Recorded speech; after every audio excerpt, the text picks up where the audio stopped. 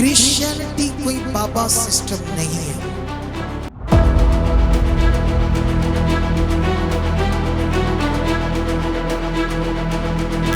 ऐसे प्रचार में हमारे भी विरोध में जाएंगे कुछ लोग, तरह तरह की आयतें निकाल कर हमारे ऊपर भी वो क्या कहते हैं काउंटर करेंगे हमें भी, लेकिन हम काउंटर नहीं कर रहे, हम राइट चीज कर रहे हैं जो खुदा का कलाम कहता है।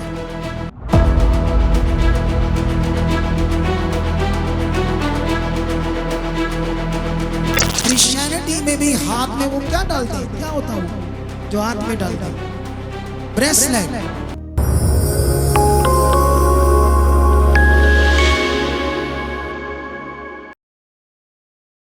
ये वचन हमारे लिए है 4:1 दूसरा तिमोथियस पढ़ देते। क्या लिखा?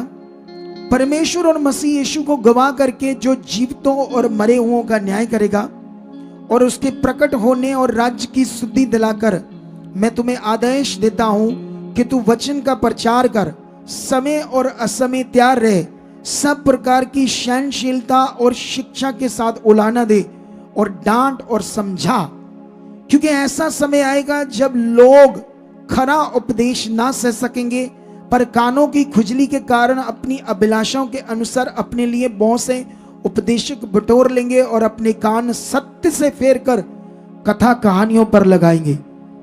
पर तू सब बातों में सावधान रहे, दुख उठा, सुसमाचार प्रचार कर और अपनी सेवा को पूरा कर। यह वचन बड़ा पावरफुल है जो किसने सिखाया? पौलुस ने तिमोथियस को। दुख उठाने का मतलब, ऐसे प्रचार में हमारे भी विरोध में जाएंगे कुछ लोग, तरह तरह की आयतें निकाल कर हमारे ऊपर भी वो क्या कहते हैं काउंटर करेंगे हमें भी, लेकिन हम काउंटर नहीं कर रहे, हम राइट चीज कर रहे हैं जो खुदा का कलाम कहता है। एक तरफ लोग कहते रीतियां करनी है, हम कहते रीतियां नहीं करनी है, न्याय तो खुदा करेगा। हालेलुया! कितनों को बात समझ आ रही है? क्रिश्चियनिटी कोई बाबा सिस्टम नहीं है। हाथों को उठाओ टीम। क्रिश्चियनिटी कोई बाबा सिस्टम नहीं है। कितनों को बात समझ आ रही है? हालेलुया!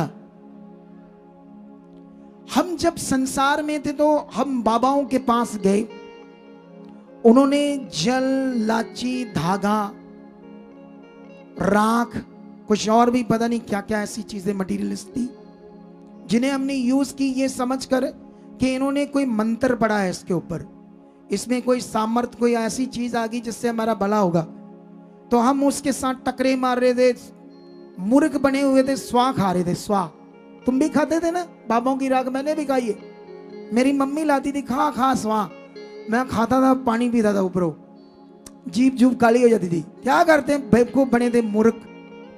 वो बेचारी अंधविश्वासी थी, उसको कुछ पता नहीं था परमेश्वर कौन है। कितने को बात समझ आ रही? बाइबल कहती है तुम सत्य को जानोगे, सत्य तुम्हें आजाद करेगा। गलातियों 5:1 में लिखा, यीशु ने तुम्हें आजादी के लिए आजाद किया, फिर से गुलामी के जुए में मत जुबो। मतलब फिर से रीतियां, ये चीजें या व्यवस्था, ऐसी चीजों में ना जाओ। वो भी तुम्हें मैंने बता दिया वचन। परमेश्वर ने कहा मेरी प्रजा मेरे ज्ञान बिना नाश हो रही है। एक जगह पर यीशु मसीह ने कहा तुम पवित्र शास्त्र और परमेश्वर की पावर को ना जानकर भूल में पड़े हो। यहां सवाल है वचन। अगर हम सेवक बात करते कि वचन से भला होना है तो अच्छी बात है। अगर सेवक ये बात करते हैं कि बाबा लोग लोगों को मिलते हैं और मटेरियल चीजें देते हैं तो अच्छी बात है। हम बाबा लोग नहीं, हम सेवक लोग हैं, हम खुदा के दास हैं। कितनों को बात समझ आ रही? लेकिन यहां पर अगर क्रिश्चियनिटी में भी हाथ में वो क्या डालते हैं, क्या होता है वो जो हाथ में डालते हैं? ब्रेसलेट।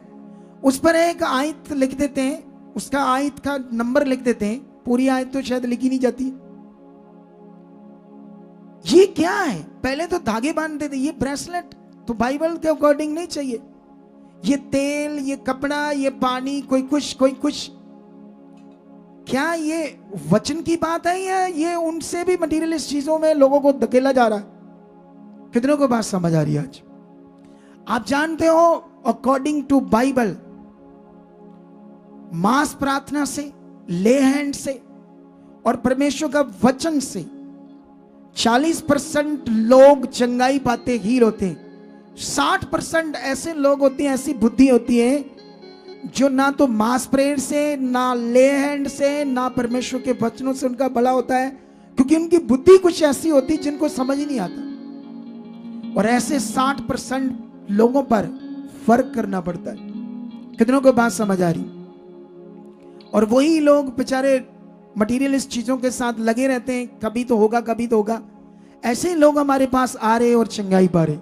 हाथ उठाओ, एक बड़ा काम खुदाबंद ने हमें दिया है जो पूरा करना है हमने। खुदा हमारे साथ है। बाइबल में एक जगह पर लिखा है, लूका 18 अध्याय में, वहां पर पता क्या लिखा है? यीशु मसीह ने कहा नित्य प्रार्थना करना और हियाव ना छोड़ना चाहिए। इसके विषय में एक दृष्टांत है, विधवा का, न्यायी का, कैसे वो उसका मुकदमा नहीं चुका पा रहा था, उसे गालियां दे रहा था, उसे मार, गुस्सा हो रहा था, वो चले जाती थी, फिर उसके पास आती थी। लेकिन ये एक दृष्टांत है हमारे जीवन को लेकर कि हमारा जो अंदर से जो हम चाहते हैं खुदा से, वो ठंडा नहीं होना चाहिए, उस तरफ चाहत, मन तेज चाहिए। बाइबल तो ये कहती है, अब तेल पानी कपड़ा मटीरियल वो उसको कैसे सेट कर पाएगा? कितनों को बात समझ आ रही? मैं भी बाइबल टीचर हूं और मुझे बड़ा काम करना है और हम करके दिखाएंगे दुनिया को। हालेलुया! तुम्हारी जिंदगी यहां सबसे बेस्ट होगी, खास होगी। इन वचनों के द्वारा तुम सबसे उत्तम कलीसिया खड़ी हो जाओगे। सबसे बड़े मिरेकल, सबसे बड़े काम तुम अपनी जिंदगियों में देखोगे कलीसिया। Are you ready? ऊंचा बोलो हालेलुया!